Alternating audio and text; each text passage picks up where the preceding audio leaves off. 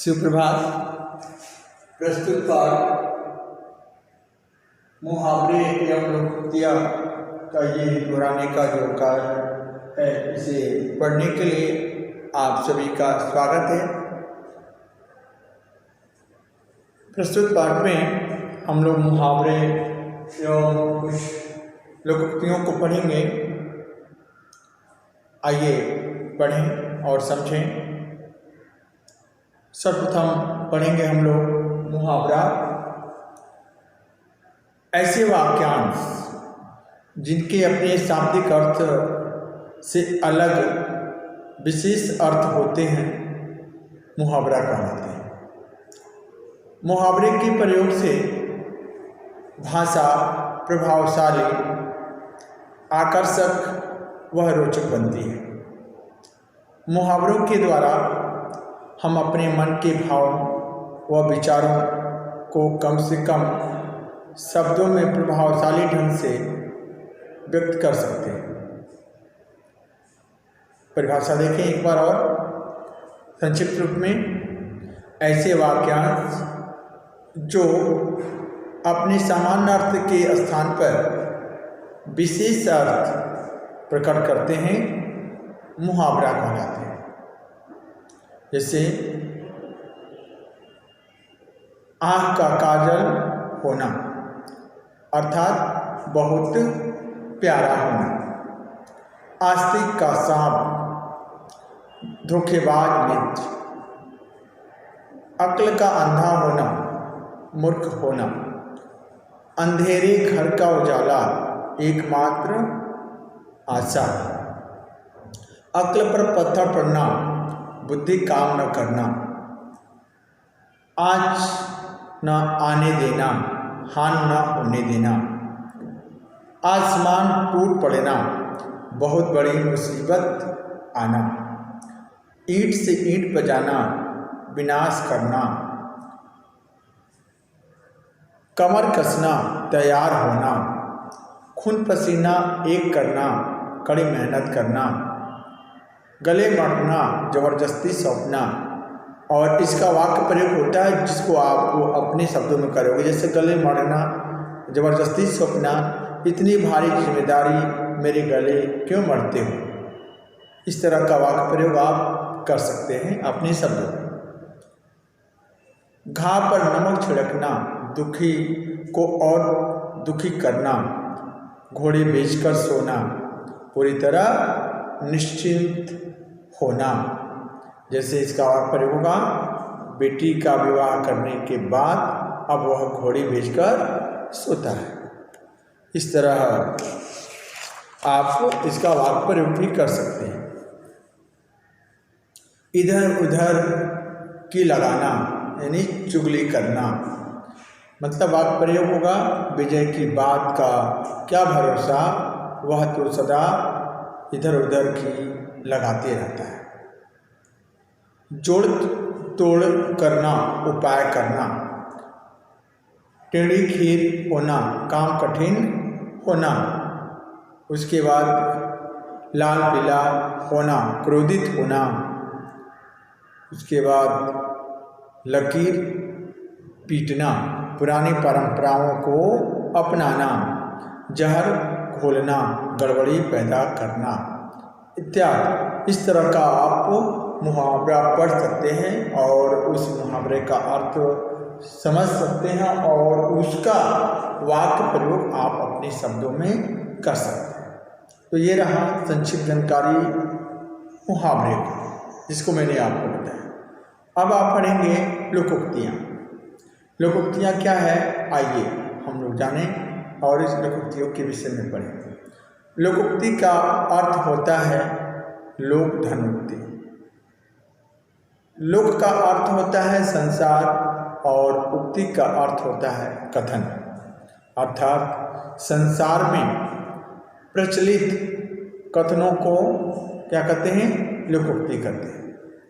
वास्तव में अनुभवों से प्राप्त शिक्षा को एक कथन में कहना ही क्या है, लोकोक्ति है। मुहावरों की ही तरह लोकोक्ति भी ऐसे वाक्यांश होते हैं जिनके वास्तविक अर्थ शाब्दिक अर्थ से अलग होते हैं। लोकोक्तियों का प्रयोग वाक्य के अंत में उदाहरण की बात किया जाता है। इसको परिभाषा के रूप में देखें, ऐसे वाक्यांश जो अनुभव पर आधारित प्रसिद्ध कथन हो तथा जिनका वास्तविक अर्थ शाब्दिक अर्थ से अलग हो, लोकोक्ति कहलाता है। इसी को हम लोकोक्ति कहते हैं, या ऐसे कह सकते हैं लोगों द्वारा प्रचलित उक्ति को हम लोकोक्ति कहते हैं। लोगों द्वारा प्रचलित उक्ति को हम क्या कहते हैं? लोकोक्ति कहते हैं। आइए हम सब कुछ प्रचलित लोकोक्तियां हैं जिसको हम लोग पढ़ें। काम न जानना और बहाना बनाना, यानी नाच न आवे आंगन टेढ़ा। नाच न आवे आंगन टेढ़ा, काम न जानना और बहाना बनाना। अक्ल बड़ी या भैंस, शारीरिक शक्ति से बुद्धि बड़ी होती है। अपना हाथ जगन्नाथ, परिश्रम से ही सफलता प्राप्त होती है। इसका वाक्य प्रयोग कर सकते हैं। दूसरों की कृपा पर जिंदा रहने से तो अच्छा है परिश्रम करके खाओ, क्योंकि अपना हाथ जगन्नाथ। अपनी करनी पार उतरनी, अपने कर्मों के अनुसार फल पाना। यानी साल भर कोई पढ़ता रहा तो कोई खेलता रहा, परीक्षा में अपनी करनी पार उतरनी तो सबके ऊपर लागू है। एक पंथ दो काज, एक ही काम से दो लाभ। मैं तो बाजार हिंदी की पुस्तक लेने गए परंतु रास्ते में अपनी बहुत पुरानी मित्र से मुलाकात हो गई। यह तो वही हुआ, एक पंथ दो काज। इस तरह आप सब वाक्य प्रयोग अपने इस लोकोक्तियों का अर्थ समझकर उसे लिख सकते हैं। अगला है, जाको राखे साइयाँ मार सके न कोई। भगवान जिसका रक्षक है उसका कोई कुछ नहीं बिगाड़ सकता। अगला है, चोर के पैर नहीं होते, यानी गलत कार्य करने वाला हमेशा डरता रहता है। कत्ल के विषय में जब दरोगा ने सेठ जी के नौकर से पूछताछ की तो उसने सारी सच्चाई उनको बता दी। किसने ठीक ही कहा है, चोर के पैर नहीं होते। अगला है, करत करत अभ्यास के चढ़मत होत सुजान, यानी बार बार के परिश्रम से मूर्ख भी विद्वान बन जाता है। बार बार के परिश्रम से मूर्ख भी विद्वान बन जाता है। अगला है, एक और एक 11 होते हैं। संगठन में ही शक्ति होती है। संगठन में ही शक्ति होती है। यदि सारे लड़के ठान लें तो कोई भी काम उनके लिए कम बड़ा नहीं होगा, सब उनके लिए आसान हो जाएगा। न घर का न घाट का कभी भी महत्व न मिले। सोहन को न तो उसका परिवार सम्मान देता है और न ही बाहर के लोग। उसके ऊपर तो यही कहावत है फिर बैठती है कि न घर का न घाट का। अगला है आपका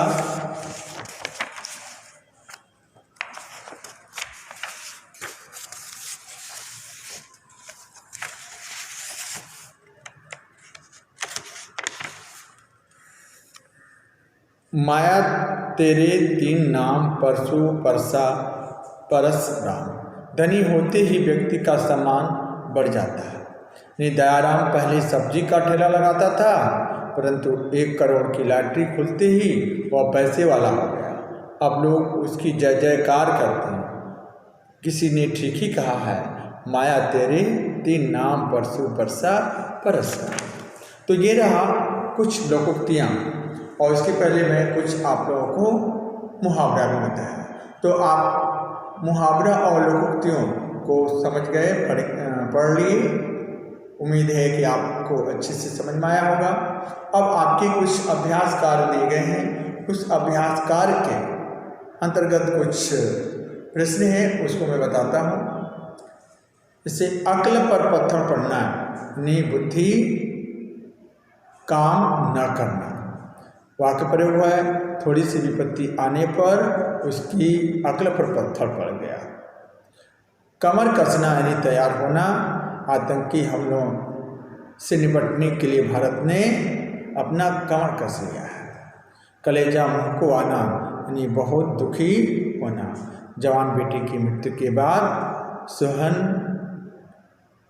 सोहन कलेजा मुंह को आना के समान हो गया। घड़े पानी पड़ना यानी बहुत लज्जित होना। घड़े पानी पड़ना यानी बहुत लज्जित होना। तो इसको आपको घड़े पानी पड़ना बहुत लज्जित होना, इसका वाक्य प्रयोग आप कर लेंगे।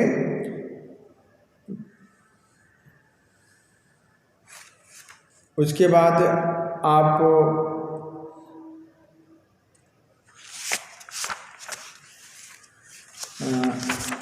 घड़े पानी पड़ना, ये आपका घड़े पानी पड़ना नहीं बहुत लज्जित होना। जब वह चोरी करता पकड़ा गया तो उसके ऊपर घड़ों पानी पड़ गया। इस तरह आप वाक्य प्रयोग कर लेंगे। उसके बाद घाव पर नमक छिड़कना यानी दुखी को और दुखी करना। दुखी को और दुखी करना यानी आप मेरे दुख में सहानुभूति प्रकट करने के बजाय मेरे घाव पर नमक छिड़क रहे हैं। इस तरह इसका वाक्य प्रयोग करेंगे। घी के दिए जलाना, खुशी मनाना। घी के दिए जलाने का मतलब खुशी मनाना यानी परीक्षा में प्रथम आने पर घर वालों ने घी के दिए जलाए। उसके बाद उंगली उठाना यानी निंदा करना। अच्छी नियम से काम करने पर कोई उंगली नहीं उठाता। उसके बाद अगला है निम्नलिखित मुहावरों का मिलान उनके सही अर्थ से कीजिए। घास खोदना यानी व्यर्थ समय बिताना। एक आंख से देखना, सबको सम्मान समझना। गले मढ़ना यानी जबरदस्ती सौंपना। घोड़े बेचकर सोना, पूरी तरह निश्चित होना। उसके बाद चादर से बाहर वापस आना, आमदनी से अधिक खर्च करना। तीसरा है निम्नलिखित लोकोक्तियों का मिलान उनके अर्थों से कीजिए। उल्टा चोर कोतवाल को डांटे यानी अपना दोष दूसरे पर मढ़ना। एक अनार 100 बीमार, इसका वस्तु कम चाहने वाले ज़्यादा। काला अक्षर भैंस बराबर यानी अनपढ़। एक पंथ 2 काज, एक ही काम से 2 लाभ होना। अपना हाथ जगन्नाथ, परिश्रम से ही सफलता प्राप्त होती है। अगला है निम्नलिखित वाक्यों में से मुहावरे छांटकर उनका अर्थ लिखिए। श्याम इस अंधेर घर का उजाला है क्योंकि केवल उसी ने उच्च शिक्षा प्राप्त की। अंधेरे घर का उजाला। मीरा के परीक्षा में प्रथम आने पर उसकी खुशी का ठिकाना न रहा। घी के दिए जलाना। विजय पुलिस के हाथ से 9-2-11 हो गया, 9-2-11 हो गया। जब ये जानता है कि वह चादर से बाहर पाँव नहीं पसार सकता, चादर से बाहर पैर न पसार। अगला है राम अपने पैरों पर खड़ा है, इससे अच्छी तो कोई बात ही नहीं अपने पैरों पर खड़ा होना। अगला प्रश्न है सही विकल्प पर सही का निशान लगाना। निम्नलिखित वाक्यों के लिए प्रयुक्त होने वाली सही लोकोक्ति पर सही का निशान लगाइए। रामू हरिद्वार तीर्थ यात्रा के लिए गया था, वहाँ उसका पुराना मित्र भी मिल गया। सही उत्तर होगा दूसरा 1 पंथ 2 काज। ग है सभी भाइयों को मिलकर रहना चाहिए, इसका सही विकल्प होगा दूसरा 1 और 1 11। ग राम ने रोटियां बनाने के लिए हाँ बोलकर खुद ही मुसीबत को बुला लिया, यानी तीसरा होगा आ बैल मुझे मार। तो ये रहा इस पाठ का अभ्यास का, जिसको मैंने आप सभी को बताया, आपने इसे पढ़ा उम्मीद है आप सभी को इस पाठ को पढ़ने में कोई कठिनाई नहीं हुई होगी, परेशानी नहीं हुआ होगा। आपको इसे अच्छे से समझ में आया होगा और इसके अभ्यास कार्य को भी आपको अच्छे से समझ में आया होगा। इसे पढ़ने के लिए आप सभी को धन्यवाद।